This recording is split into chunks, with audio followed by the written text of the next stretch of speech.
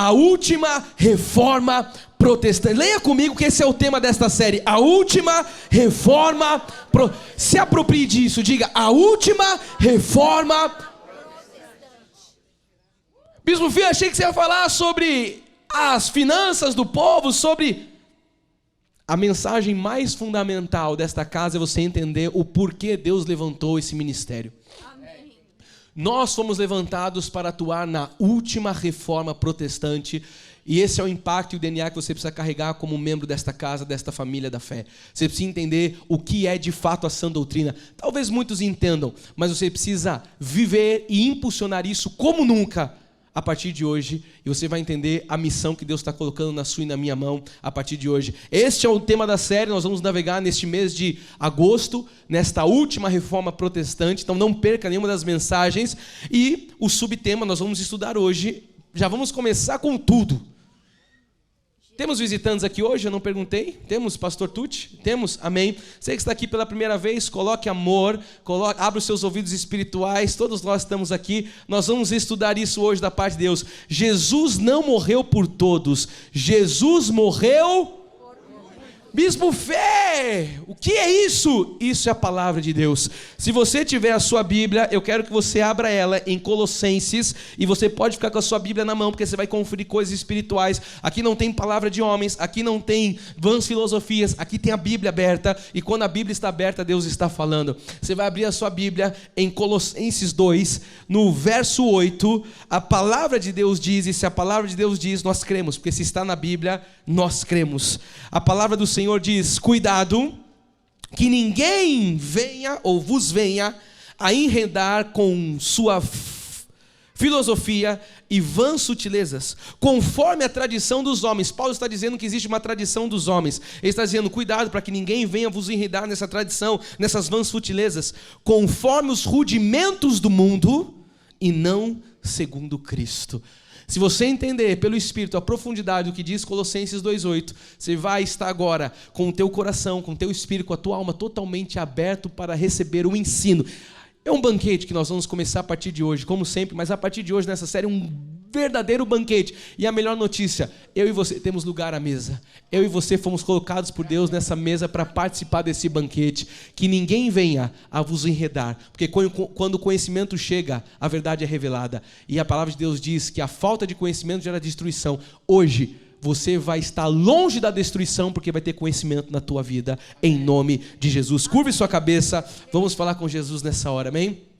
Pai, nós te damos honras, louvor e glória. Obrigado, Jesus, por tudo que estamos vivendo. Obrigado por esta manhã. Obrigado, Jesus, pela tua palavra, pelo louvor, pela adoração, pelos motivos de gratidão, Jesus, pela vida do Bispo Rai, Pai, pela vida das crianças que estão chegando, dos bebês. Obrigado, porque esta é a família da fé. Esta é a família que o Senhor nos plantou, e nós nos alegramos uns com os outros. Nós carregamos os fardos uns dos outros. Também choramos uns com os outros, Pai, porque isso é o que o Senhor nos ensina através da tua palavra. E a tua palavra agora será mais uma vez pregada. Eu oro, Jesus, para que esta série ela possa tomar uma proporção, Jesus, que nós ainda não tenhamos dimensão interna nas nossas mentes, nos nossos corações, que o Senhor possa fazer com que essa palavra chegue aos eleitos que precisam ser despertos, Pai. Eu oro porque eu sei da profundidade, eu sei o quanto o inferno se levanta, Pai, quando nós nos posicionamos para propagar a tua palavra da graça. E nesta hora eu declaro que o inferno já bateu em retirada, o inimigo não tem ação, não tem poder contra as nossas vidas, nada vai nos calar, Jesus, nada vai nos parar, porque maior é aquele que está em nós do que aquele que está nesse mundo. Fala-nos, Deus, revela-nos a tua palavra de sabedoria mais uma vez nessa manhã. Nós oramos em nome de Jesus, para a glória de Deus, e todos digam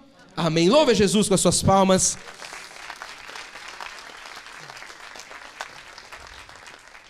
Meus irmãos amados, povo de Deus, família da fé, aqueles que são agentes de transformação, estão sendo formados por meio do Evangelho da Graça, para que possam transformar a vida de outras pessoas. Se é você, diga amém. Eu quero começar a dizer que em 1517, um monge alemão, eu quero contextualizar a introdução desta série, da mensagem de hoje, chamado, você sabe o nome dele, Martinho Lutero. Ele cravou 95 teses na porta do castelo de Wittenberg, e aquelas palavras, quando foram cravadas, as teses, as 95 teses de Lutero, elas acenderam um movimento que mudaria o curso da história da igreja, chamado a Reforma protestante. A pergunta que eu faço nessa introdução, para que você esteja comigo nesse lugar: o que motivava ou o que motivou Lutero a fazer isso? E a resposta eu dou na sequência: a distorção da verdade, a venda de indulgências pela igreja católica romana, o autoritarismo religioso. Acima de tudo, o que motivou Lutero foi o afastamento da igreja da centralidade do evangelho de Cristo. Lutero olhou e viu: o que a igreja prega está distante, está fora, está longe do evangelho, não está centralizado na palavra de Deus. E foi isso que motivou, que acendeu dentro do seu coração este desejo de endireitar as coisas, de reformar aquilo que estava precisando de uma reforma. Então a reforma, ela nasceu como um grito por o retorno das escrituras, um apelo para a pureza, um apelo para a fé genuína, para a fé pura, em uma defesa de Lutero ali, apaixonada da suficiência de Cristo e da sua graça. Você sabe que historicamente, naquele tempo, a igreja que precisava de uma reforma era a igreja católica, como eu disse, como eu estou aqui dizendo nessa introdução, a igreja apostólica romana. Mas hoje, mais de 500 anos depois, a igreja protestante é a igreja que precisa ser confrontada. Nós vivemos uma geração onde o evangelho foi diluído em entretenimento, transformado em mercado e dominado por vaidades, dominado por doutrinas humanas. Por isso que nós começamos como texto base com Colossenses 2,8, que ninguém vos venha a enredar com vãs sutilezas, com ensinos de homens. Então hoje nós vivemos isso. Hoje pregadores se tornaram celebridades, púlpitos viraram palcos, e o evangelho da cruz, ele foi trocado pelo evangelho da conveniência. Hoje é pregado o que as pessoas querem ouvir e não o que elas precisam ouvir, que é a vontade soberana do nosso Deus Altíssimo. Então as vãs filosofias, os modismos doutrinários, esse pragmatismo sem piedade, as heresias sutis e líderes que pregam para agradar ao povo, pregam para o povo, jogam, como dizem, para a multidão, algo que não transforma, é isso que tem se tornado a igreja evangélica protestante atual. Então a igreja que nasceu da reforma, hoje precisa de uma nova reforma.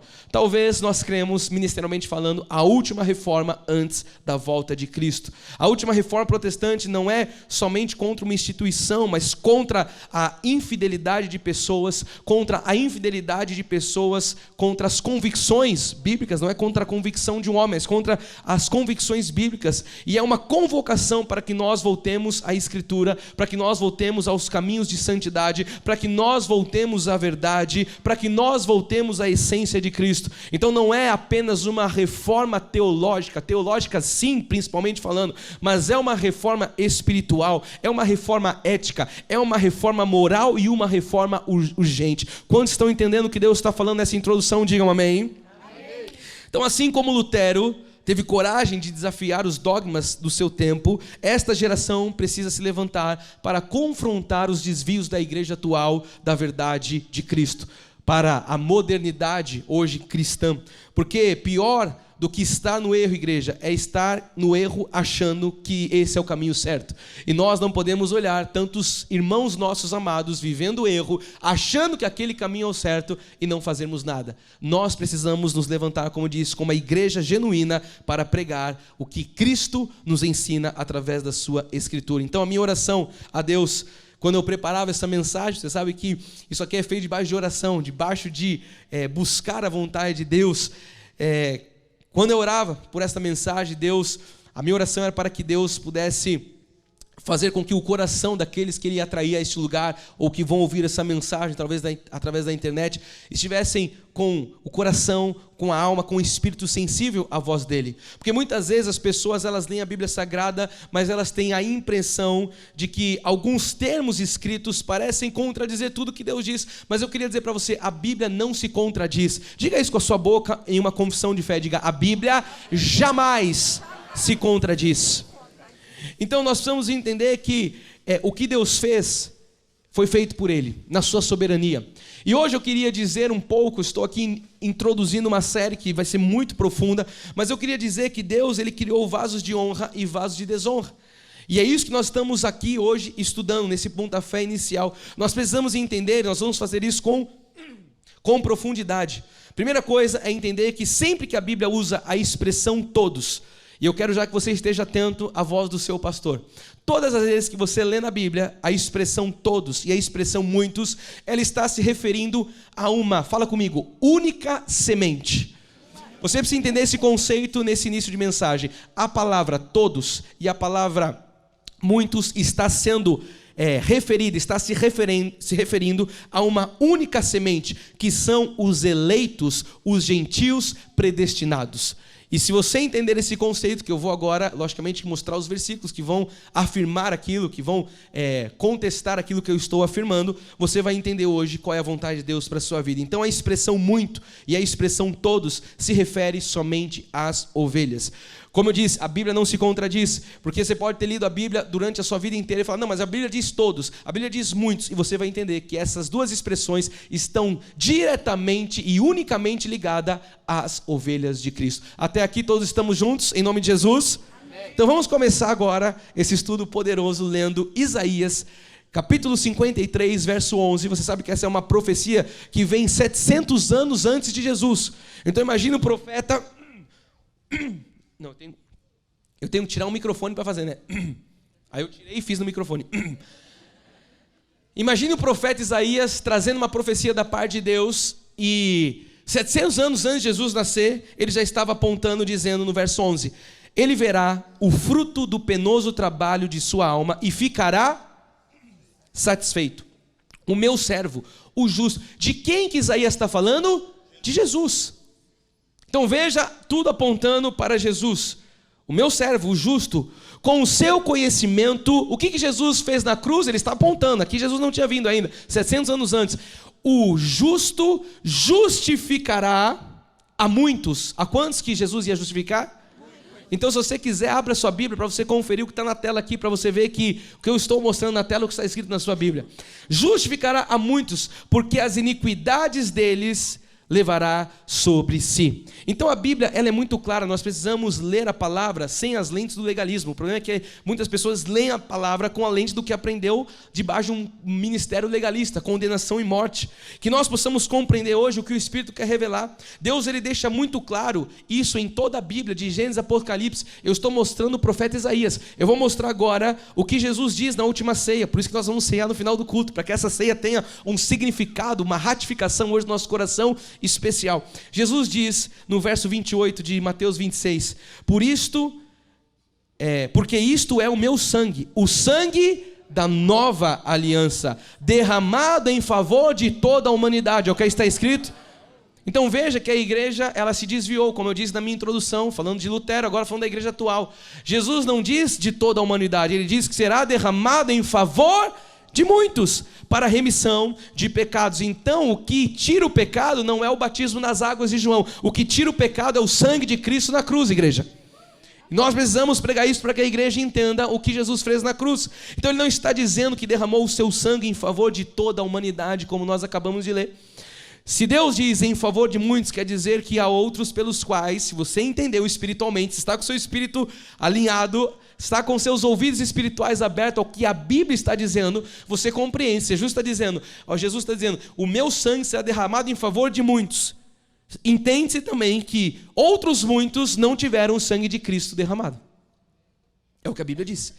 Marcos 14, 24 diz, então lhes disse, isto é o meu sangue, mais uma vez, o sangue da nova aliança, derramado em favor de muitos. A gente vê Marcos relatando, a gente vê Mateus relatando que Jesus foi claro em suas palavras. Então quando a graça nos é revelada, você começa a compreender claramente que a Bíblia, ela vai explicar qual é a direção da Bíblia. A Bíblia explica a direção para quem Jesus estava falando, para que povo Jesus estava falando, para que dispensação Jesus estava falando, para que Deus estava levantando certo profeta, certa pessoa. Então a Bíblia, ela é explícita em relação a quem é salvo. Aqueles, entre aspas, como está na Bíblia, pelos quais o meu sangue será derramado em favor de muitos. Então a Bíblia está dizendo muitos, como diz na minha introdução, a palavra todos e a palavra muitos está indicando uma só semente, as ovelhas de Cristo. Olha o que Jesus diz também agora através do apóstolo Paulo, em Romanos 9, no capítulo 9, o verso 6 em diante. Ele diz, e não pensemos que a palavra de Deus haja falhado. Eu estava recentemente estudando a Bíblia em casa com um grupo de amigos e eu dizia isso. Um amigo meu falou assim, mas tem muitos erros de tradução. Eu falei, não pense que a palavra de Deus, ela tenha falhado. Deus é soberano o suficiente para fazer com que a sua palavra ela seja verdadeira nas nossas vidas. Logicamente que nós sabemos traduções, uma ou outra coisa ali, mas a centralidade do que Jesus fez, a sua graça, a sua nova aliança, Jesus jamais deixaria isso ter falhado nas nossas vidas. O próprio apóstolo Paulo disse que ele estava preso, mas a palavra não pode ser algemada. Então não fique você nesse lugar, não, mas a tradução, isso, aquilo, grego, hebraico. Ele diz, e não pensemos que a palavra de Deus haja falhado, porque nem todos os de Israel são de fato israelitas. E entenda a revelação do que a palavra está dizendo através de Paulo. Nem todos os judeus, ele está dizendo, nem todos de Israel são israelitas. Nem por serem descendentes de Abraão, são todos seus filhos. Mas em Isaque será chamada a tua descendência. Então não é pelo fato de alguém ser israelita que ele já é salvo. Existem os descendentes de Abraão, esses sim, falando agora do povo judeu, são o povo da eleição. Paulo está deixando muito claro que a promessa de Jesus, a promessa de Deus para o seu filho Abraão, que é o nosso pai na fé, estava em Isaque, não estava no seu irmão Ismael. Quem são esses outros? São os ismaelitas. Abraão, ele teve 2 filhos, você conhece a história. Isaque, o filho da promessa, como nós estamos lendo aqui, Paulo ratificar isso. Mas antes dele, Ismael, o filho das suas relações com a escrava, Agar, o filho do jeitinho humano. Ele e Sara falaram, não dá mais para fazer a coisa, então vamos dar um jeito. Então, não está em Ismael, mas em Isaque, a descendência bendita de Abraão. Até aqui todos estamos juntos, em nome de Jesus? Amém. Então, isso tem que ficar claro no seu coração. A bênção não estava em Ismael, a bênção estava em Isaque. Depois, a palavra de João 13, eu estou aqui começando a mergulhar com você em águas mais profundas. A palavra de João 13:1 diz assim, ora, antes da festa da Páscoa, sabendo que era chegada a sua hora, sabendo Jesus que era chegada a sua hora, de passar deste mundo para o Pai, tendo amado, vamos juntos cinema, tendo amado, mais uma vez, tendo amado, diga, Jesus amou os seus. Então veja que não é palavra de homens, como Paulo falou, vãs sutilezas. Nós estamos lendo o que está escrito na Bíblia. E se está na Bíblia, aí nós cremos. Tendo amado os seus que estavam no mundo, amou-os até ao fim. Então o que nós estamos compreendendo com este tendo amado os seus? Nós compreendemos, isso é uma compreensão e uma revelação que só pode vir pelo Espírito. Eu quero fazer esse parênteses. Não pense que eu vou te convencer de nada, eu, Fernando, eu não tenho esse poder. Paulo disse, não é palavra persuasiva, mas é o poder do Espírito Santo. A revelação vem através do Espírito Santo. Então por isso que eu digo, esteja atento, abra a Bíblia, busque em Deus, porque não é um homem que vai te revelar algo, é o próprio Espírito. Então o que nós podemos compreender pelo Espírito é que estes muitos pelos quais ele derramou o sangue, agora aqui estão sendo chamados de, entre aspas, os seus. O que nós podemos constatar, igreja? Existem pessoas que são de Jesus, são pessoas predestinadas para a salvação, essa é uma expressão que a Bíblia usa, os gentios predestinados, e existem pessoas que são filhas do diabo, destinados para a perdição. Não entre você na luta de querer, não, mas não pode ser, porque que Deus é esse? Pode o homem discutir isso com Deus? Não pode a criatura discutir com o Criador. Então quando nós olhamos e lemos a palavra de Deus, isso serve para que nós coloquemos a nossa carne no lugar de carne, nós coloquemos o nosso coração humano no lugar de coração humano, e Deus seja colocado no trono, Deus seja colocado no lugar de único e suficiente Salvador, Jesus Cristo, soberano, aquele que faz o que quer, quando quer, com quem quer, da forma com que Ele quer. Isso é soberania de Deus. Então não fique você lutando com a sua carne, apenas se renda ao que a palavra de Deus diz. Mateus 1, verso 21, a gente vai ver aqui, lá atrás, o anjo aparecendo. Você vê que eu já li Isaías, eu já li Paulo, já li Jesus aqui, cumprindo seu ministério. Mais uma vez aqui, o anjo aparecendo a José, vai dizer no verso 21, ela dará à luz a um filho, e lhe exporás o nome de Jesus, porque ele... Olha o anjo aqui falando o que ia acontecer profeticamente. O anjo está dizendo, ele, Jesus, salvará. Quem que Jesus iria salvar? O seu povo do pecado ou dos pecados deles. Jesus veio para salvar quem, igreja Cristo vive? O seu povo. A Bíblia é clara. Até mesmo na profecia do anjo apontando para José que Maria, virgem, iria ter um filho, o anjo já estava dizendo, ele virá para salvar o seu povo. do pecado deles. Então o povo de Deus são os muitos pelos quais Jesus derramou o seu sangue. A Bíblia mostra isso claramente. E nessa passagem, a Bíblia está dizendo aqui, através dessa profecia do anjo anunciando a José, ele salvará o seu povo. Quer dizer que o sangue derramado e a vinda de Cristo não foram para os lobos ou pelos lobos. A Bíblia vai dizer que tem duas sementes sobre a terra, os filhos de Deus e os filhos do diabo. Ai, bispo, eu nunca ouvi isso. Por isso você está aqui para ouvir isso pela primeira vez, que Deus quer revelar para você o que é a verdade do Evangelho. Não o que a igreja tradicional está pregando, fora da palavra. Lutero entendeu isso, nós precisamos entender isso no nosso tempo. Então, os filhos de Deus e os filhos do diabo. Então, Jesus, ele veio para salvar as ovelhas, para salvar os muitos, pelos quais o sangue dele seria derramado, para salvar o seu povo, amém, não o outro povo. Amém. Mas, bispo, como é que nós sabemos então quem é povo de Deus, quem é filho de Deus, quem não é? A Bíblia diz que todo aquele que crê e confessa Jesus como seu Senhor e Salvador, esse é salvo, faz parte do povo de Deus. Então o povo de Deus é aquele que confessa Jesus como seu Senhor e Salvador. E a Bíblia diz, tem que crer com o coração e confessar com a boca. Isso, mas como que uma pessoa pode confessar? Ela ouve uma palavra, a Bíblia diz que o dom da fé é manifestado. O dom da fé, ele é dado por Jesus. A pessoa crê em Jesus e ela confessa a respeito da salvação. É isso que diz a palavra de Deus. Olha o que diz lá em Efésios 2:8. Porque pela graça sois salvos mediante a fé. Isso não vem de vós, é um dom de Deus. A gente fala Efésios 2:8, é base do nosso ministério também. Mas você precisa entender que a Bíblia está dizendo através do apóstolo Paulo, aquele que teve a revelação da sã doutrina, levantado para pregar para nós, gentios predestinados. Ele falou, Pedro foi chamado, os 12 foram chamados para os judeus, eu fui chamado para os gentios predestinados. Enfim, o que Paulo está dizendo aqui em Efésios 2:8? É uma carta que ele escreve para a igreja de Éfeso. Ele está dizendo, olha, a graça é o que te salva, e isso é mediante a fé, e ele deixa claro, isso não vem do homem, não é por obras, não é por o seu mérito, não é o seu merecimento, é por graça, ou seja, Deus manifesta o dom da fé, para que o homem creia e confesse e receba Jesus como seu Senhor e Salvador. E como que eu recebo esse dom da fé? A fé vem pelo ouvir a palavra de Deus, por isso que Jesus diz algo fortíssimo, e nós vamos ler agora em João 10:26, ele diz assim, mas vós não credes. Entenda, Jesus está aqui cumprindo o seu ministério, Jesus está ali e tem um povo, judeus, e ele está dizendo assim, olha, vocês não creem, porque não sois das minhas ovelhas. Eu não vejo a igreja atual pregando isso. Por quê? Porque isso aqui não dá hype.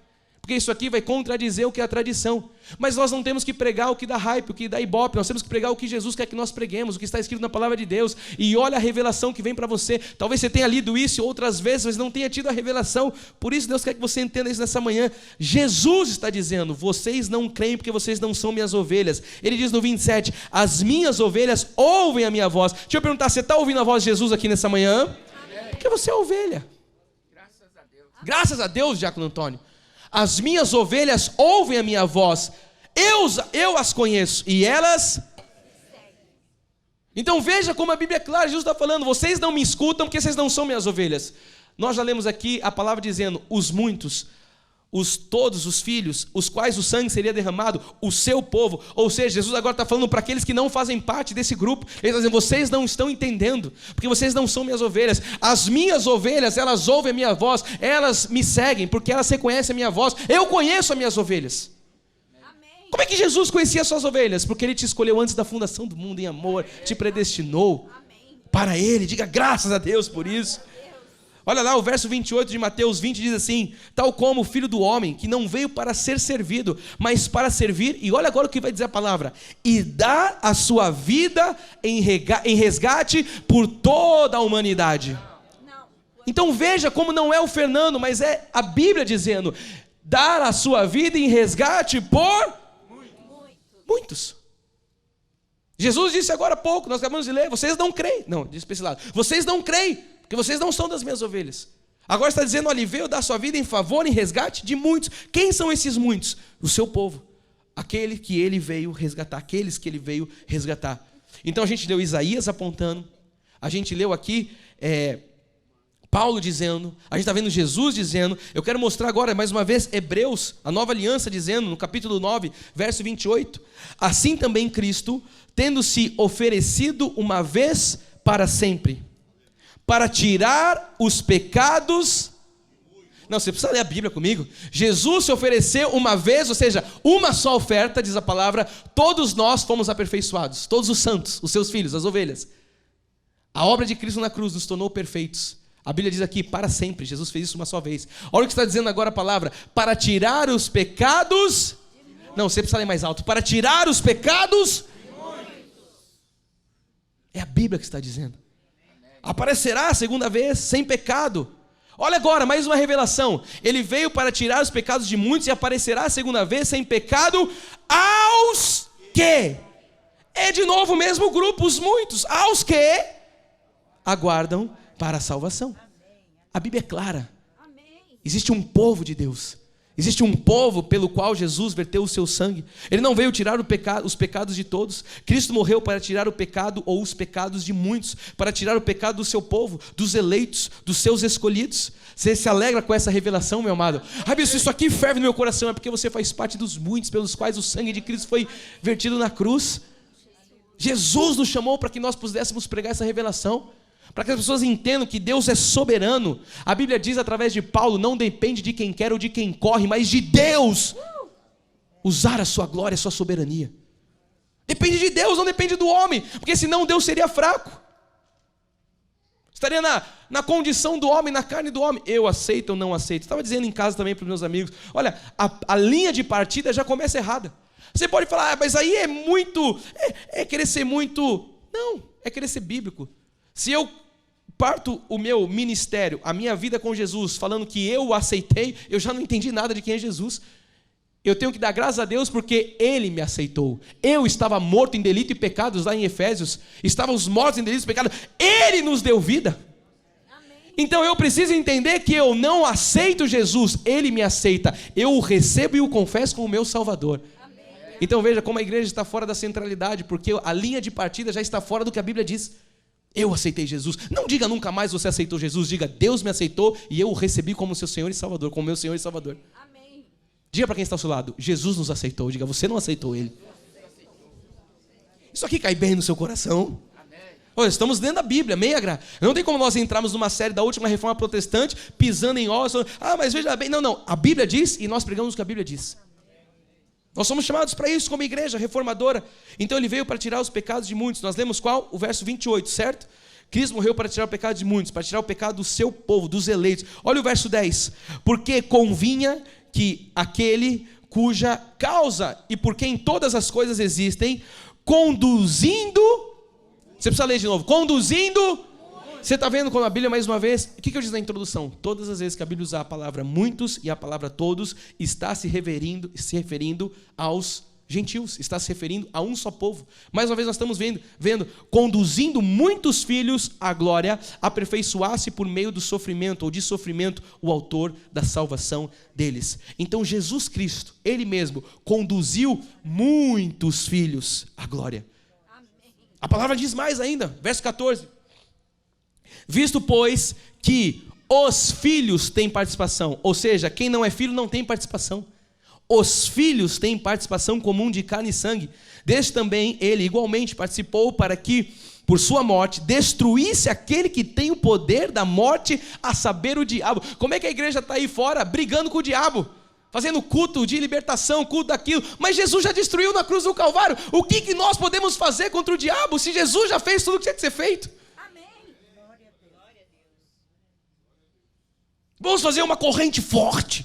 E vai liberando Deus, e vai agindo. E o diabo o quê, cara? O diabo está amarrado, sentenciado. Você é uma nova criatura agora. Maior é aquele que está em nós do que aquele que está nesse mundo. Amém. A Bíblia está dizendo, Jesus destruiu o poder da morte, a saber, o diabo. Ou seja, quem é filho de Deus, quem vem a essa terra, participa, como nós vimos aqui, de carne e de sangue, tem um corpo. Mas a realidade é que nós já éramos filhos, igreja. Deus nos dá um corpo, mas em espírito nós já éramos filhos. Você vai entender isso ao longo dessa série. Hebreus 2, verso 15, vamos continuar. E livrasse todos. Lembra que eu falei na introdução? Todas as vezes que a Bíblia usa a palavra todos e a palavra muitos, está falando de uma só semente, de um só povo, das ovelhas. E livrasse todos, está falando de um contexto de filhos. pavor da morte, que estavam sujeitos à escravidão por toda a vida. Eu vou ler o 14 e o 15 na sequência, para você entender o que tem de revelação aqui. Põe o 14. Visto, pois, que os filhos, aos que os muitos, os filhos têm participação comum de carne e sangue, desce também ele igualmente participou para que por sua morte destruísse aquele que tem o poder da morte, a saber, o diabo, e livrasse todos. Está vendo que não está falando de todos, está falando de todos os filhos. No verso anterior, no 14, ele diz os filhos. Agora aponta para cima, para o verso anterior. E livrasse todos, está falando no mesmo contexto dos filhos, pelo pavor da sua morte, que estavam sujeitos à escravidão por toda a vida. Então, quando a palavra de Deus está usando aqui a expressão livrasse todos, está se referindo aos muitos, os filhos pelos quais o sangue de Cristo foi vertido. Quando estão ouvindo Jesus nessa manhã, digam amém. Amém. Vamos mais, a gente está lendo Hebreus 2, vamos continuar no verso 16. Pois ele, evidentemente, não socorre anjos, mas socorre a descendência de Abraão. Lembra? Em Abraão. E nós somos ligados em Jesus Cristo a Abraão. Você sabe dessa boa notícia? Cristo nos liga, somos herdeiros, co-herdeiros com Cristo. Nós temos direito às promessas de Abraão por conta de Cristo Jesus. Ele nos enxertou na oliveira verdadeira. Verso 17. Por isso mesmo convinha que em todas as coisas se tornasse semelhante aos irmãos, para ser misericordioso e fiel sumo sacerdote nas coisas referentes a Deus e para fazer propiciação pelos pecados do povo. Ou seja, está falando de um povo, está falando dos muitos. Lembre-se que essa carta e todas as escrituras da Bíblia, elas estão sendo dirigidas para o povo de Deus. Muitos pensam que a Bíblia foi escrita para todos. A Bíblia foi escrita para os eleitos. A Bíblia foi escrita para nós, para o povo de Deus, para que nós tivéssemos a revelação de quem é Jesus Cristo. Vamos ler Romanos? Vamos juntos? Romanos 5,15? Você está aí comigo nessa pregação? Diga amém. Amém. Todavia, não é assim o dom gratuito, como ofensa, porque se pela ofensa de um só, de quem está falando, diga Adão. Se pela ofensa de Adão, se pelo pecado de Adão, está dizendo, morreram quantos, igreja? Muitos. Vamos continuar lendo. Muito mais a graça de Deus e o dom pela graça de um só homem. Quem é esse homem? Jesus Cristo. Foram abundantes sobre muitos. Então a Bíblia está dizendo, em Adão muitos morreram, mas em Jesus Cristo muitos são agora revividos, são tornados justos. Quem são esses muitos que morreram? Os predestinados, os gentios, o povo de Deus, aqueles que o pecado tinha autoridade, mas não tem mais, porque Jesus destruiu o poder do inimigo nas nossas vidas. Vamos ler o verso 19 de Romanos 5. Porque como pela desobediência de um só homem, está falando de Adão ainda, muitos se tornaram pecadores, assim também por meio da obediência de um só, está falando de Jesus, muitos se tornarão justos. Então agora nós estamos vendo o quanto a Bíblia, agora digo desde o início dessa mensagem hoje, nós estamos vendo o quanto a Bíblia está deixando clara que Deus tem um povo, que Deus tem um grupo, que Deus deu a vida por um grupo de pessoas, que Jesus verteu o sangue na cruz para um grupo determinado de pessoas. Olha o que diz agora Atos 18, verso 10. A gente já leu Isaías, profetas, já lemos as cartas de Paulo, já lemos aqui Marcos, Mateus, estamos lendo agora Atos dos Apóstolos, e aqui você sabe o que está acontecendo, é Deus falando com Paulo. Olha o que diz o verso 10. Porque eu estou contigo, e ninguém ousará fazer-te mal, pois tenho muito povo nesta cidade.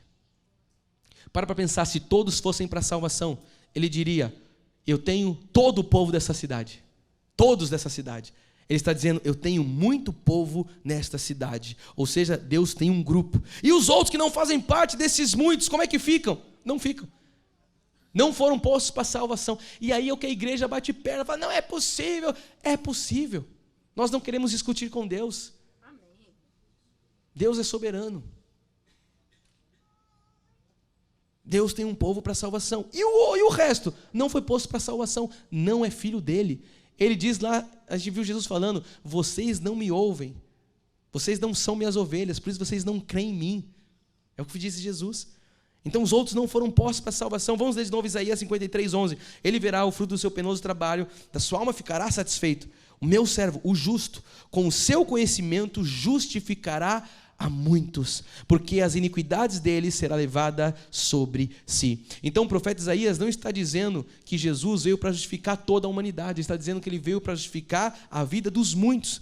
Jesus veio para justificar o seu povo. Jesus veio para justificar a sua noiva, a sua igreja. Jesus veio para justificar a sua vida, meu amado, que é noiva, que é igreja. Alguém vai dizer, então por que pregar? Porque como conhecerão se não tiver quem pregue? Precisam conhecer. Um dia você estava perdido nesse mundo, mas você já era justo, você só estava perdido. Você era a ovelha que estava longe do aprisco, mas pela pregação da fé, Jesus manifestou o dom da fé para que você cresça nele. E hoje você está no aprisco, meu amado. Mas você sempre foi justo, você sempre foi dele, você sempre foi escolhido. Você nunca foi lobo, você sempre foi ovelha. Amém. Isaías 53:12, a gente leu 11, olha o 12. Por isso, eu lhe darei muitos como a sua parte. E com os poderosos repartirá ele o despojo. Porquanto derramou a sua alma da morte, foi contado com os transgressores, contudo, levou sobre si o pecado de muitos, e pelos transgressores intercedeu. Jesus levou o pecado de muitos, Jesus levou o pecado dos seus filhos, ele levou as nossas transgressões, e por muitos ele intercedeu, não foi por todos, foi pelos seus filhos. A palavra de Efésios, vamos voltar para Paulo, Efésios 5:25 diz, maridos, bispo, mas o que tem a ver agora, maridos? Isso aí você diz em casamento. Você quer entender a revelação? Maridos, amai a vossa mulher, como também Cristo amou a... Quem que Cristo amou? Agora você está entendendo, a igreja são os muitos pelos quais Cristo amou, pelos quais Cristo verteu o seu sangue. Ele não diz como Cristo amou toda a humanidade, como Cristo amou a igreja. Quem faz parte da eclésia? Quem faz parte dos muitos? Os filhos de Deus, os escolhidos, os gentios predestinados. Ele amou a igreja. O que ele fez pela igreja? Se entregou por ela. Veja como a Bíblia é clara. Lógico que Paulo está falando aqui com os maridos, mas ele está trazendo a analogia do que Cristo fez pela igreja. Ele está dizendo, olha, Cristo deu a vida pela sua igreja, Cristo se entregou por ela. Ou seja, aqui está mais uma vez claro que a vida de Jesus, o sangue dele foi vertido para os eleitos, para a igreja, foi por ela que ele se entregou. Diga com a sua boca, Cristo se entregou somente pela igreja. Não tenha medo de dizer isso, diga mais uma vez, Cristo se entregou somente pela igreja. Vê se tem alguém assustado do seu lado e fala, meu amado, Cristo se entregou somente pela igreja. Amém. Pode dizer para quem está do lado. É bom que você acorde o irmão também.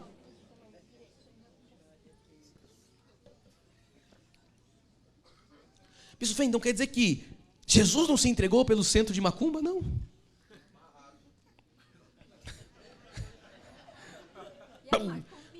Fizeram uma macumba pro Trump esses dias aí, você viu? Me mostraram isso ontem. Fazer uma macumba pro Trump. Pro Trump. Eu já pus o tranca-rua na macumba. Pro Trump. Cristo não se entregou pelos macumbeiros? Não, amado. A verdade é que no meio dos macumbeiros ainda tem muito povo de Deus lá. Talvez você estivesse lá um dia. Por isso nós precisamos pregar. Porque tem ovelhas lá. Tem pessoas que estão mortas nos delitos e pecados, mas precisam ouvir a pregação da fé.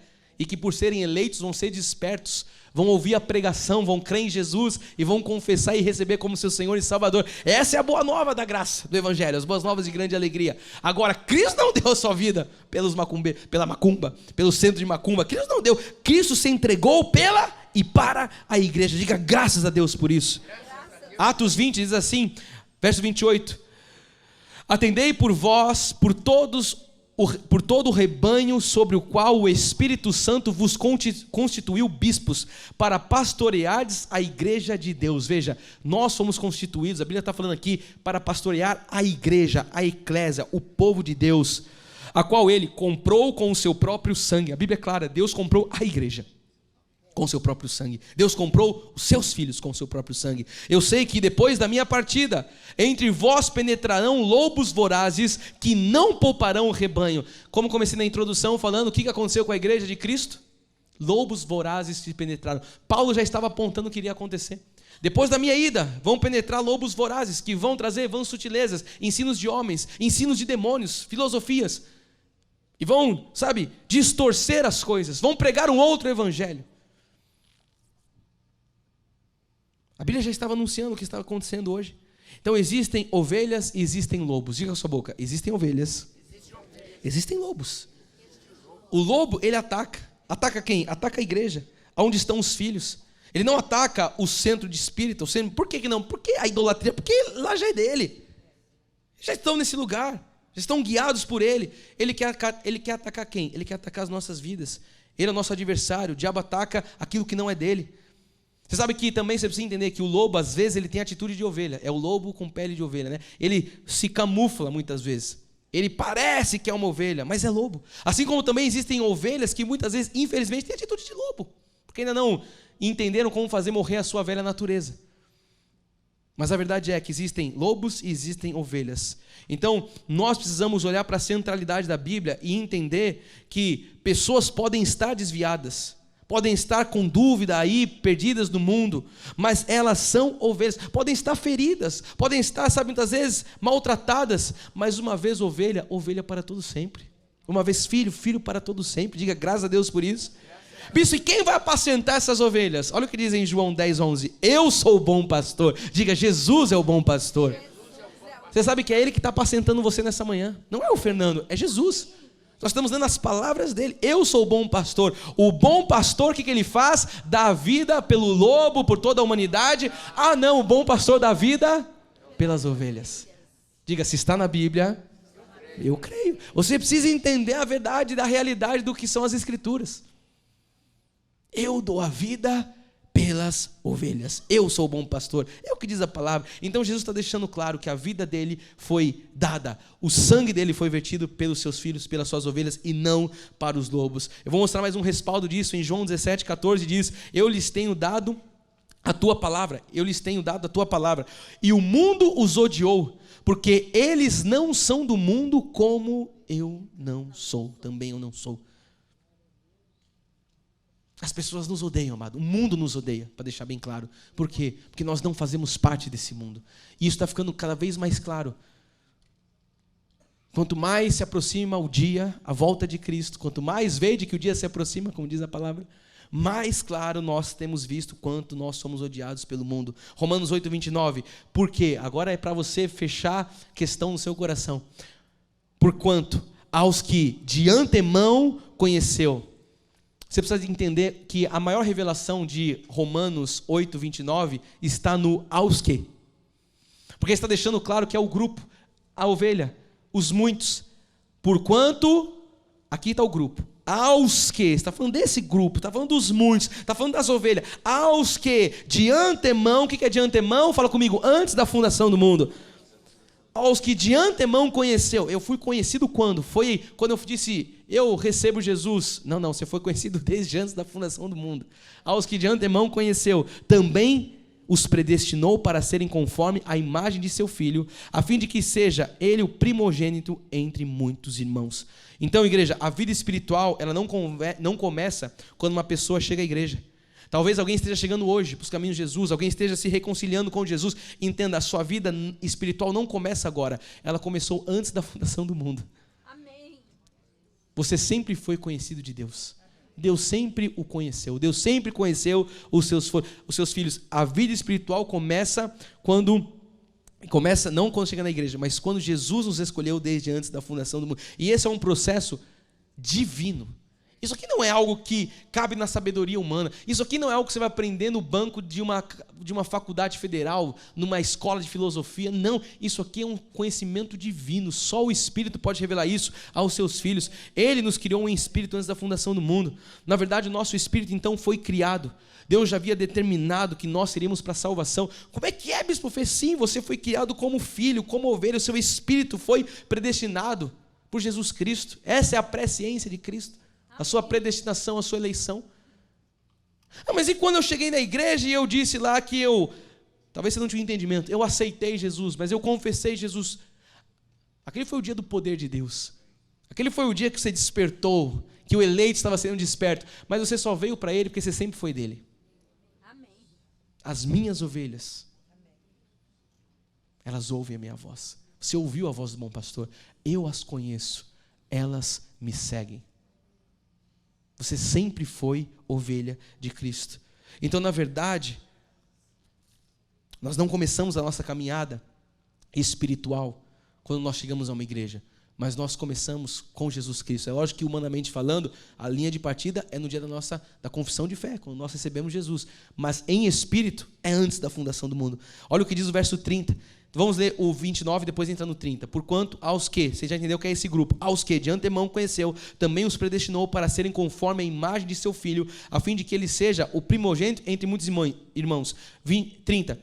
O mesmo grupo, aos que predestinou, a esses, então não está falando de todos, está falando aos que, lá em cima ele fala aos que de antemão conheceu, agora diz aos que predestinou, a esses também chamou. Então Jesus, ele escolhe, ele predestina, agora ele chama, e aos que chamou, a esses também justificou. O que é a justificação? O sangue de Cristo nos torna justificados. Então, o sangue foi vertido, a chamada foi para quem? Foi para um grupo de pessoas. E diz mais, a esses também justificou, aos que justificou, a esses também glorificou. Veja como a Bíblia é clara, Jesus deu a sua vida e a obra de Cristo foi feita para aos que? Para as ovelhas, para o grupo daqueles que são filhos de Deus. E isso, como eu disse, é um processo espiritual, isso é algo divino. Ou seja, não são todos que são justificados, não são todos que serão glorificados, mas sim aqueles que foram conhecidos de antemão por Cristo. Ouça o que Deus está dizendo nessa manhã para você. Abra o seu coração para essa revelação. Fora da igreja só há infelicidade. Fora do que Jesus fez para você não tem. Não, vou procurar um outro caminho. Não tem outro caminho para você, porque você foi escolhido e chamado por Jesus para andar e dar bons frutos nele. A Bíblia diz, se conheceu Cristo, agora neles também, Paulo diz, ande também nele, andai-vos nele também. Mas eu conheci Jesus, não, agora nós andamos em Cristo, por quê? Porque fora dele só há infelicidade, só amargura, fora da igreja. É como aquela brasa que ela sai da fogueira incandescente, fora do braseiro, ela vai arrefecendo. O que acontece com a brasa? Ela vai perdendo a sua incandescência, não é assim que funciona? Ou seja, nós precisamos da igreja de Cristo, nós precisamos uns dos outros para viver. Você pode estar perguntando, bispo, o que isso interfere na minha vida? Tudo! Tudo, porque você sabe quem você é em Cristo Jesus. Você descobre em Cristo, nas Escrituras, isso é clarificado, é revelado para você a sua identidade nele, o seu propósito nele. Você foi criado de antemão para o louvor da glória de Deus. Você não é uma alma vivente, você é um espírito predestinado antes da fundação do mundo. Vai passar a eternidade com Cristo, porque você sempre foi dele. Ele te amou, ele te elegeu, ele te chamou, ele te justificou, ele te glorificou. Como isso foi feito? Porque eu sempre fui filho. Como é que nós vemos essa declaração de amor de Deus pela nossa vida e nós falamos, isso não muda nada. Isso muda todo o jogo, isso muda a história das nossas vidas.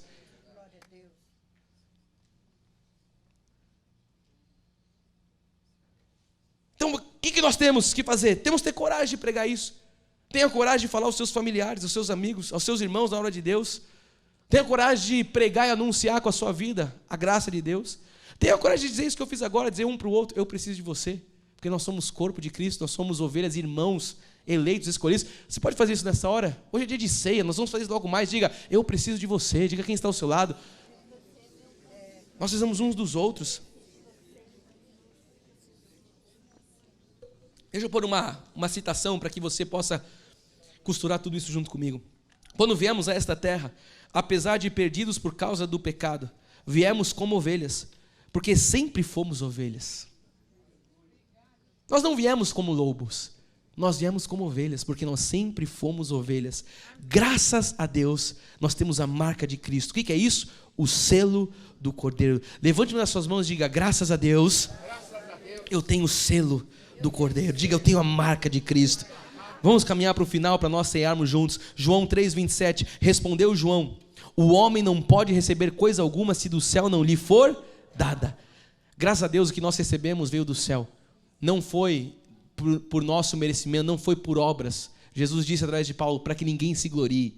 Não foi por obras, veio do céu. Então que o céu esteja aberto sobre a sua vida nessa manhã, meu amado, entenda isso. Os céus já estão abertos sobre as nossas vidas, porque tudo que nós estamos recebendo vem do céu. Não vem da terra, não vem do homem. Vamos concluir lendo agora Efésios 3:1 em diante, que diz assim: por esta causa, eu, Paulo, sou prisioneiro de Cristo Jesus, por amor de vós, gentios. Você sabe, Paulo não está pregando para judeus, está pregando para pessoas como nós, a igreja gentílica, os gentios predestinados. Ele diz, eu sou prisioneiro de Cristo, por conta de vocês, gentios. Verso 2, se é que tens ouvido a respeito da dispensação da graça é de Deus a mim confiada para vós outros. Olha que maravilhosa, que coisa maravilhosa. Nós estamos ouvindo a mesma revelação da graça que foi confiada a Paulo. É o que você está ouvindo nessa manhã. Ele disse, se é que vocês têm ouvido. Eu pergunto, vocês têm ouvido essa revelação? Olha, aqui em São Paulo, 30 anos nós temos pregado essa revelação. Isso é o legal desta casa, desta igreja local. Verso 3, pois segundo uma revelação me foi dado a conhecer o mistério, como escrevi há pouco resumidamente. Paulo está dizendo, o que eu anuncio para vocês não vem de mim, foi uma revelação, era um mistério. Ele falou, agora estou revelando isso a vocês. Verso 4, pelo que quando lerdes, podeis compreender o meu discernimento do mistério de Cristo, o qual em outras gerações não foi dado a conhecer aos filhos dos homens, como agora foi revelado nos seus santos apóstolos e profetas no Espírito. Amado, diga graças a Deus por essa revelação. O que Paulo está dizendo é que outras gerações não conheceram o que nós estamos conhecendo. Ele está dizendo que eu escrevi resumidamente, que vocês tenham ouvido essa graça que me foi confiada, que eu recebi por revelação, não foi dado a conhecer esse mistério a outras gerações, mas para vocês sim, para nós também, chega até nós nesses dias, no século 21. Então você não está, com todo respeito e sem soberba, eu vou dizer isso aqui, você não está em uma igreja que foi chamada para viver a mentira. Você está em uma igreja que foi chamada para viver a graça genuína. Você foi chamado uma igreja que foi levantada para conhecer essa revelação, que não foi dada por homens, mas foi dada pelo Espírito. Ele diz, pelos santos profetas no Espírito. Então eu tenho falado, graças a Deus, que você tem entendido o para que Deus nos chamou como igreja. Você tem entendido qual é a nossa visão ministerial, qual é a revelação que Deus traz a cada culto, a cada encontro através desse altar. Essa revelação é a revelação que Paulo disse dos apóstolos, dos profetas. Então, se este ministério não fosse apostólico, para pensar, se o nosso ministério não fosse profético, Deus não daria uma revelação desse nível. É que as pessoas confundem o que é o profético e o que é o apostólico. Deus não daria uma revelação desse tamanho se nós não tivéssemos sido levantados por Ele para atuar na última reforma protestante. Amém. Você precisa entender a sua identidade, o impacto que você tem que carregar nesse ministério. Amém. Isso é revelação, isso é apostólico. E nós estaríamos como grande parte dos crentes vivendo da lei, vivendo da condenação. Nós estaríamos agora pagando o preço, subindo, descendo, pagando a vigília, fazendo aquilo, comendo, ralando o joelho, lambendo pó, sendo subjugados por homens inescrupulosos, debaixo do ministério de condenação e de morte, achando que o poder está no pastor, transferindo a unção para um, a unção para o outro. Amados, nós somos libertos de tudo isso. Amém. Porque Deus nos levantou com essa missão, com uma revelação apostólica e profética. Nós não estamos aqui, e eu vou dizer isso com todo o respeito que eu tenho à igreja tradicional, nós não estamos aqui presos com uma convenção tradicional, nós estamos aqui compromissados com a palavra da verdade, com Cristo. Amém. Jesus certa vez diz, vocês colocam para os judeus, vocês colocam a tradição dos homens acima do poder do Espírito. A igreja faz isso hoje em dia. Não, mas veja bem, a tradição. Eu preciso que você entenda nessa manhã, ou você fica com a tradição, ou você fica com a verdade de Cristo. Nós escolhemos ficar com a verdade de Cristo. Amém. São 30 anos vivendo por graça, sem pagar o preço, sem uma vigília, sem um jejum, sem água, sem nada, somente pela fé, porque a Bíblia é clara, o justo vive por fé. Nós temos visto maravilhas no nosso meio. Nós temos visto milagres, nós temos curas, nós temos visto, operações de maravilhas pela graça de Deus. Amém. Então nós louvamos a Deus. E eu tenho que finalizar dizendo isso, pela vida do nosso abençoado. Você viu ele hoje na tela, o apóstolo Miguel Ângelo. Se abriu para essa revelação. Olha, o que nós estamos fazendo hoje, o apóstolo fez há décadas passadas. Rompeu com a lei, com a condenação, com a maldição, com a tradição, com toda a enganação. E agora Deus está fazendo o quê? Deus está pegando este povo, você que está chegando, você que está aqui talvez há um bom tempo, os pequeninos dessa igreja, os sábios, os humildes, os tementes, os quebrantados de coração, os puros, para envergonhar muitos grandes, entre aspas, poderosos dessa terra. Eu quero que você entenda, eu já estou finalizando para a gente cear, que o que está aí fora não é de se respeitar. A lei não conhece essa revelação. Então quando alguém vem com esta verdade, que é a verdade do novo pacto, a revelação que Paulo traz à igreja gentílica, as pessoas vão dizer, não pode ser bem assim, não é bem assim, Deus se equivocou. Não, como é Deus se equivocou? Sabe que a gente já ouviu pastores dizerem isso? Não, a Bíblia se equivocou. Como é que é? A Bíblia é inerrante. Amém. A Bíblia se equivocou, o Espírito se equivocou. É você que está equivocado. Não é a Bíblia que tem que se torcer a mim, sou eu que tenho que me torcer a palavra de Deus. A Bíblia é inerrante. Deus não erra, Ele não é homem para que minta, filho do homem, Ele não volta atrás, Ele não se arrepende. É o que diz a palavra. Então não pode ser bem assim, é o que diz a tradução. É bem assim sim. Deus escolheu você para revelar os seus mistérios, para promover a última reforma protestante, que nós sejamos dignos de tamanha revelação.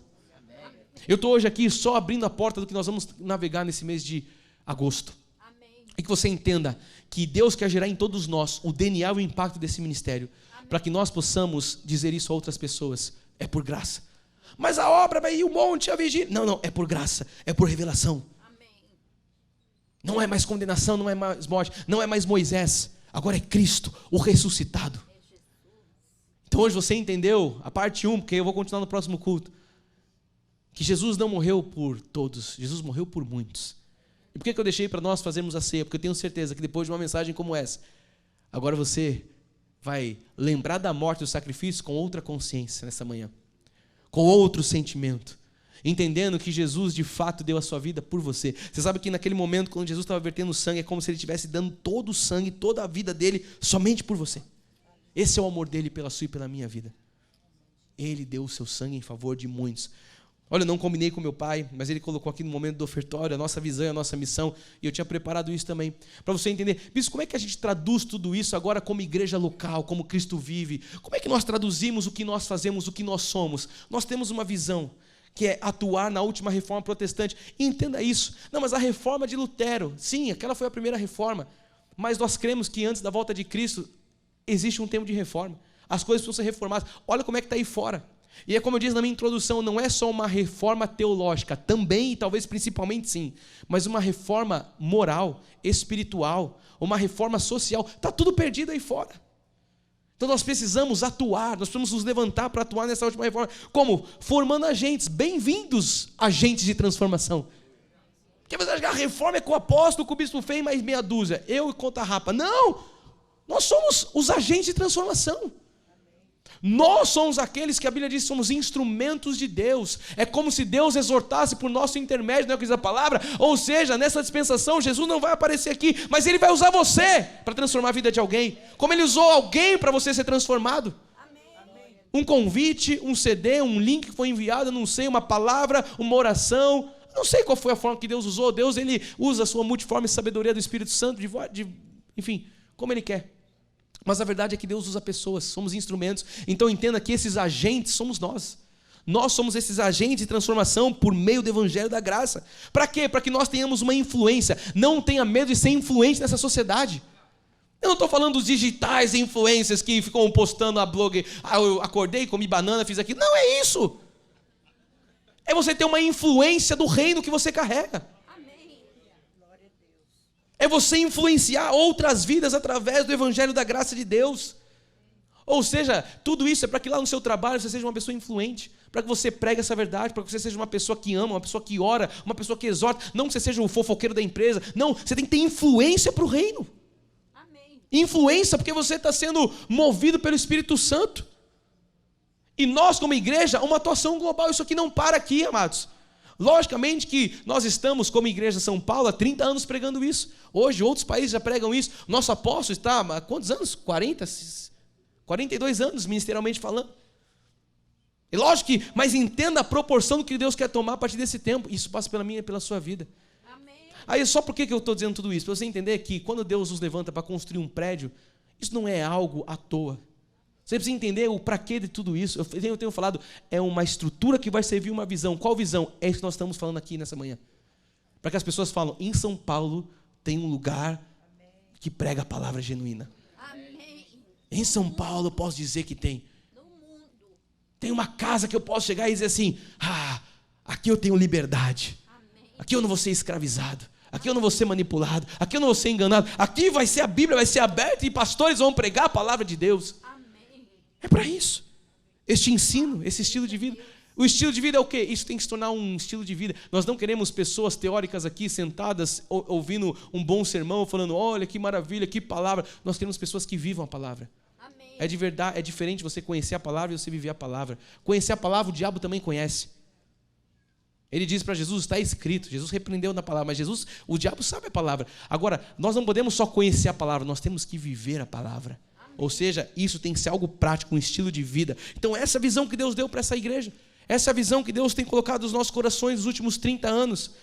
E o que nós fazemos no dia a dia? O Bispo Rai já anunciou para você, mas a missão diária é levar pessoas a uma transformação de vida por meio do pleno conhecimento de Jesus Cristo. Você entende agora o porquê o pleno conhecimento? Porque a igreja aí fora não conhece plenamente quem é Cristo. Eles acham que tem 3. Eu vou orar para o trono do Pai, para o trono do Filho, para o trono do Espírito Santo. Não, você está aqui para conhecer o pleno conhecimento de Jesus Cristo. E é o que nós estamos falando nessa manhã, da revelação do Evangelho da Graça, que salva, liberta e gera fundamentos para viver a plenitude do reino dos céus em todas as esferas na terra. Amado, você está sendo recrutado para ser um agente de transformação. Não fique aí, não, bispo, eu quero uma mensagem que vai falar a sua vida é transformada quando você conhece o pleno conhecimento de quem é Jesus Cristo. Amém. É isso que transforma a vida. Amém. O que transforma a vida é conhecer a palavra, é viver a palavra.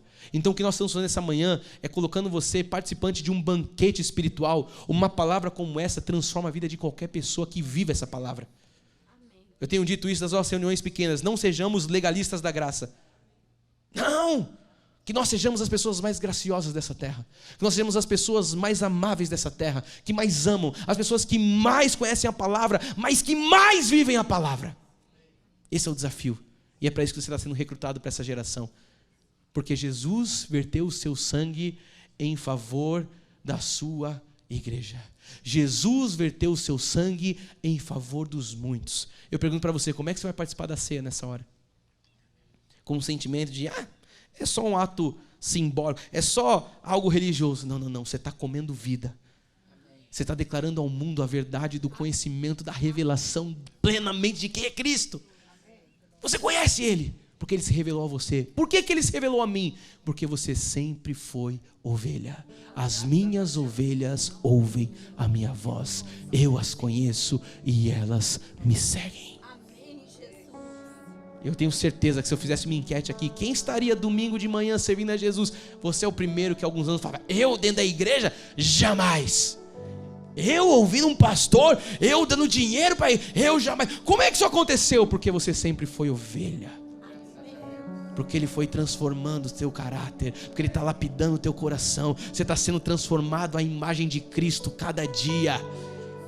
Isso não é uma obra humana, porque eu sei de pessoas que estão aqui que falam, eu jamais estaria numa igreja, eu jamais estaria com a minha família, eu jamais estaria num domingo de manhã, eu poderia estar em qualquer lugar, mas você está aqui hoje porque você ouviu a voz dEle. Ele foi te buscar onde você estava. Alguns estavam lá na macumba, outros no catolicismo, outros perdidos no mundo, outros em qualquer lugar, mas Ele falou, ei, você é meu filho. Você é meu filho. Esse lugar não é para você. Isso eu estava lá perdido, sim, morto em delito e pecado. Mas Paulo disse, Ele te deu vida. Ele te deu vida. E essa vida que nós temos agora é a vida de Cristo. Morremos para a nossa carne, morremos para o mundo e nós vivemos para Cristo. Que essa ceia seja uma ceia totalmente diferente de todas as outras. Que você possa ceiar com todo o conhecimento, revelação de quem é Jesus. Eu pergunto, você está pronto para isso? Amém. Tem 3 pessoas prontas. Você está pronto para isso? Amém. Fica de pé no seu lugar. Nós vamos fazer uma celebração de alegria, de gratidão a Jesus. Alguém pode perguntar assim,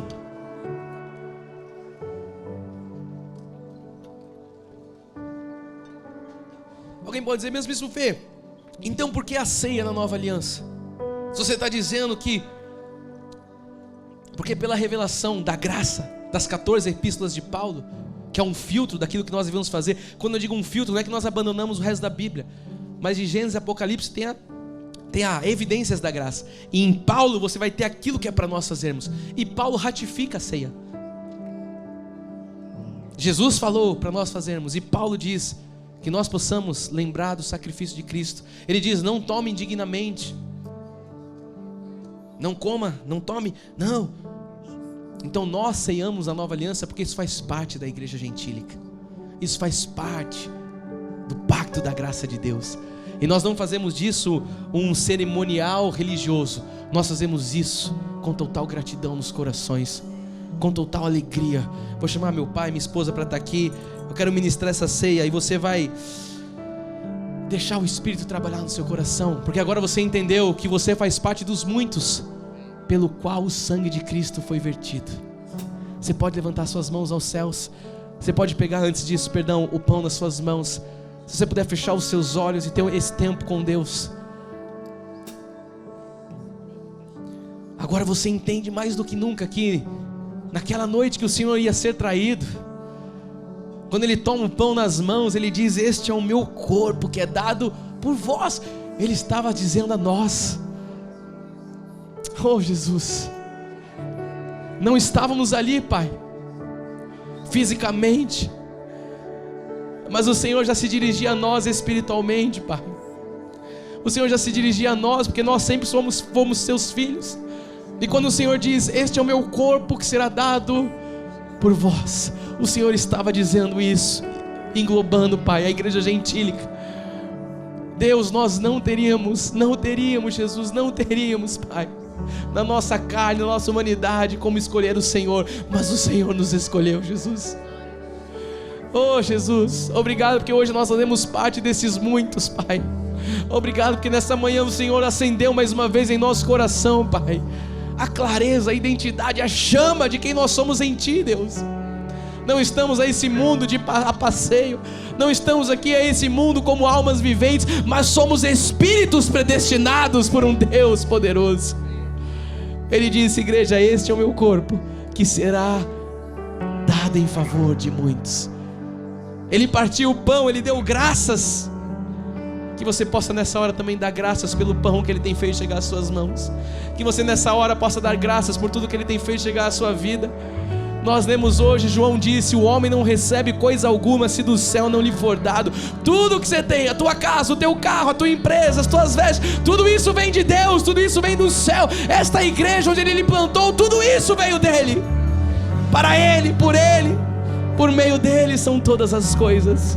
Comamos todos esse pedaço de pão que simboliza o corpo de Cristo, até que Ele volte, em nome de Jesus.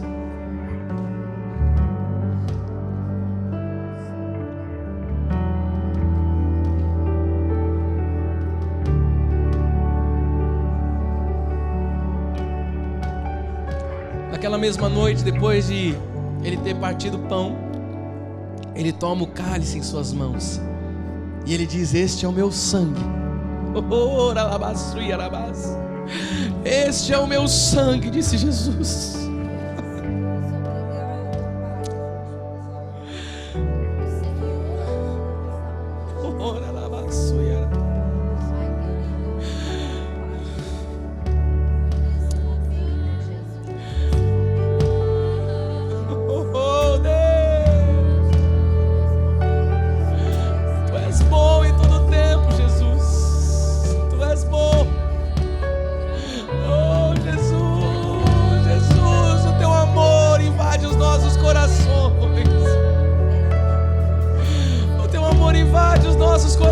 Nessa manhã, Pai.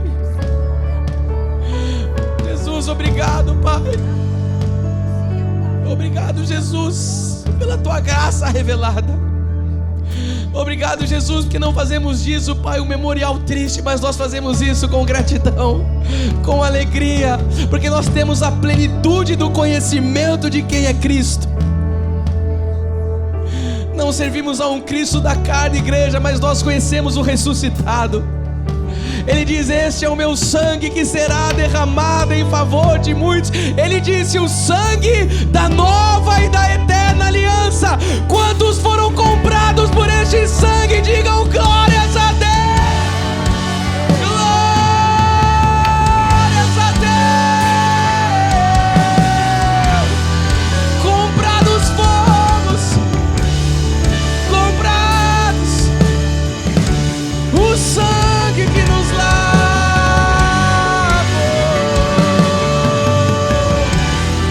comprados fomos, Jesus.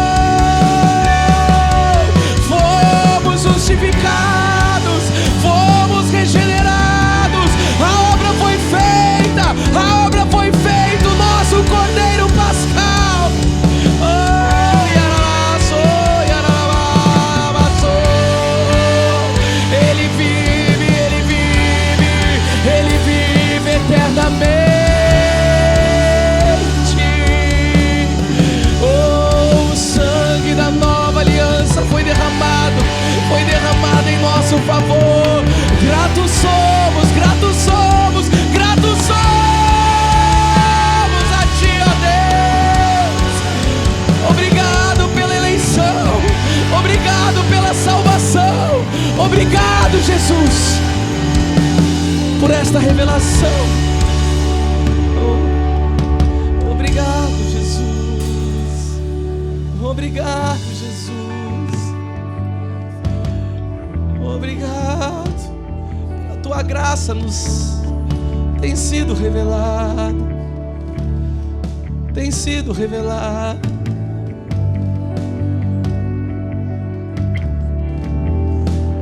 Ele disse, igreja, o sangue da nova e eterna aliança, que será derramada em favor de... vamos juntos, será derramada em favor. Diga graças a Deus. Diga obrigado, Jesus. Diga porque eu faço parte dos muitos pelo qual o teu sangue foi vertido na cruz. Obrigado, Deus. Obrigado, Jesus. Obrigado, Jesus. Pai, o nosso sentimento ao tomar esse cálice é de gratidão. O nosso sentimento ao tomarmos esse cálice é de que estamos tomando vida, Jesus. Estamos declarando ao mundo que Jesus Cristo morreu, mas ressuscitou. Tomemos todo esse cálice, o cálice da nova, da eterna aliança, até que Ele volte, para a honra e para a glória do nosso Deus. Aleluia, aleluia. Amados, em mais 2 minutos, todos com as mãos aos céus, nós vamos terminar enchendo essa casa de gratidão. Nós vamos terminar engrandecendo o nome de Jesus, porque o que nós estamos vivendo essa manhã é um verdadeiro banquete. Deixa fluir agora da tua palavra, da tua boca. Deixa fluir agora a tua palavra de gratidão a Ele. Isso você não faz com as mãos no bolso, é com as 2 mãos aos céus. Comece a dizer a Ele, Senhor, é mais alto, é mais alto, é mais alto. Comece a dizer, Pai, eu me rendo. Pai, tudo que eu sou vem de Ti, tudo que eu tenho está em Ti, ó Deus. Obrigado, obrigado, Deus. Obrigado, Jesus. Pai, obrigado pela revelação. Obrigado por uma manhã de graça. Obrigado pela família da fé. Obrigado, Jesus. Nós tomamos posse da cura nessa hora. Nós tomamos posse do milagre nessa hora. Está escrito que pelas tuas chagas nós seríamos sarados. Portanto, nós já fomos sarados em Ti, ó Deus. O castigo que nos traz a paz estava sobre Ele, e pelas suas pisaduras nós fomos sarados.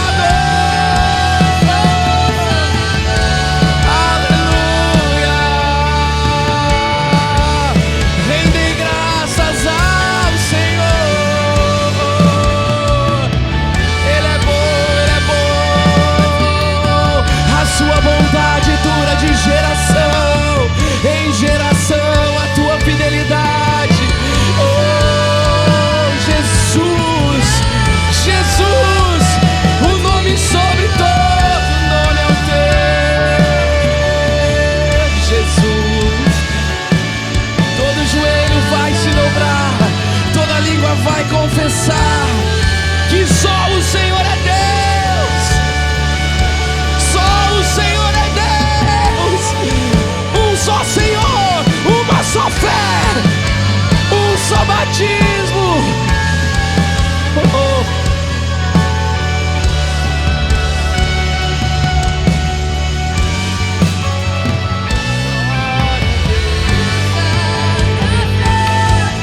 Glória a Deus.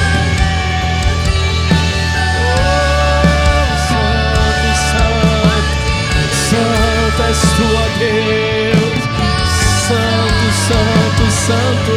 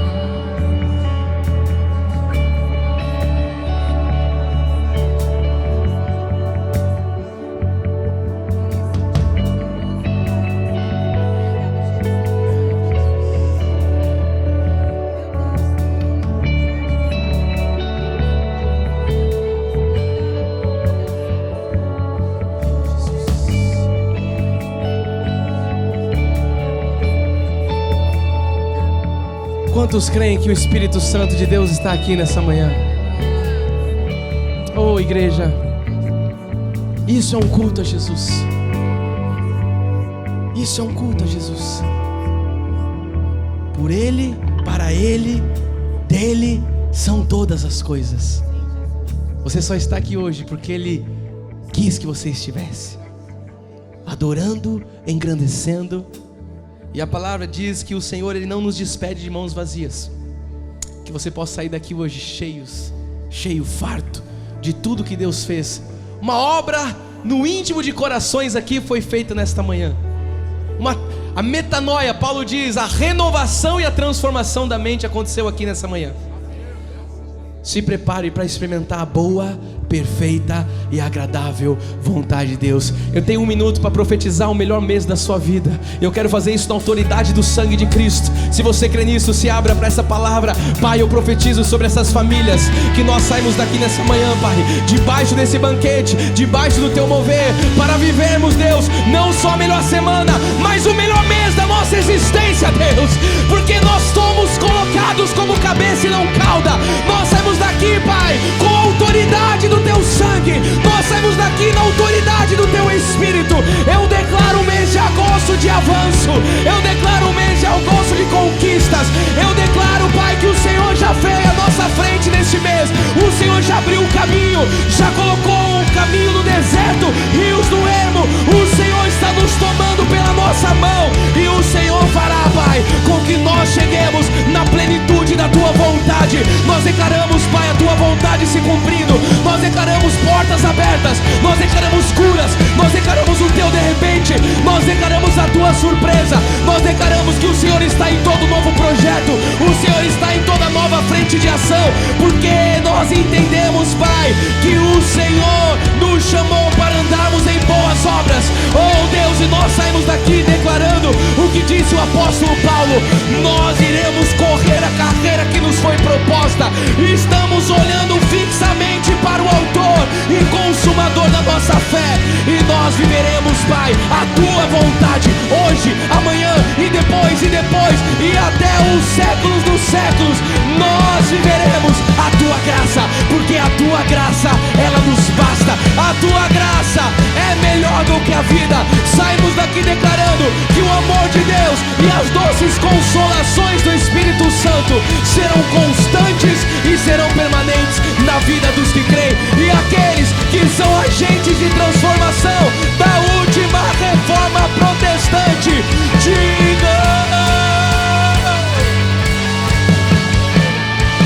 glórias a Deus. Dê uma salva de palmas a Jesus. Aleluia.